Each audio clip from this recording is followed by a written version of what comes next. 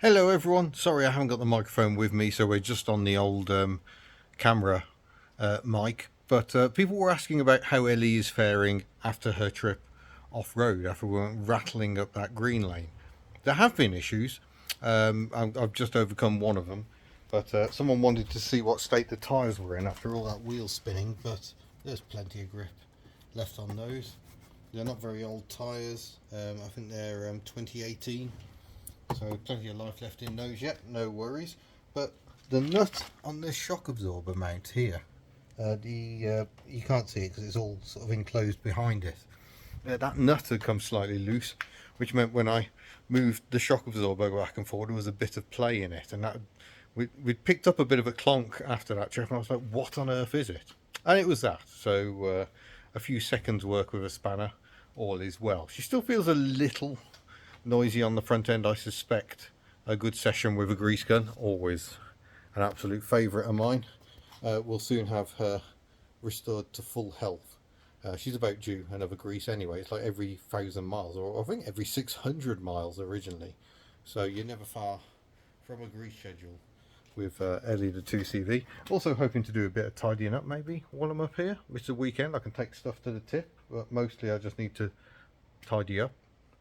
And I might even go biking if I feel really energetic. But there is still some debate about how legal my bike actually is. I think it's probably alright in the mode it's in, but I'm not sure I'd want to test it necessarily in a court of law.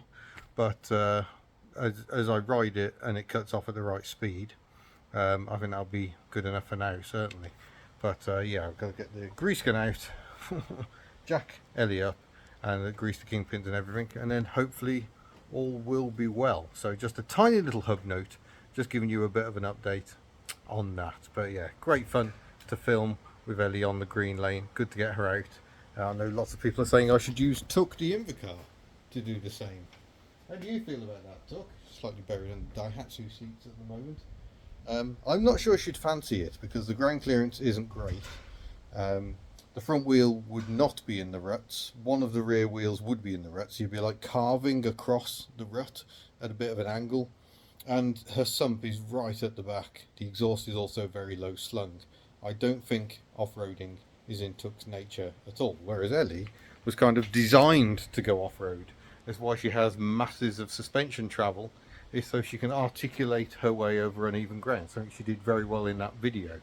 We had hoped to film rather more on that trip, but we were having mic troubles. We lost sound at key moments and didn't quite get camera placement where we wanted it. But yeah, there was some serious ruts that she was flexing her way through. All very impressive. Lots of people asking about the clutch, but I didn't have to slip the clutch very much at all just to get moving. Usually you just kind of come off the clutch and that's absolutely fine, but in that terrain I had to slip the clutch to keep the revs higher to try and get some momentum up that we could then keep moving. So I'm probably taking a bit of life off that clutch, but it was only fitted a few years ago when we did the rebuild. No, hold on a minute.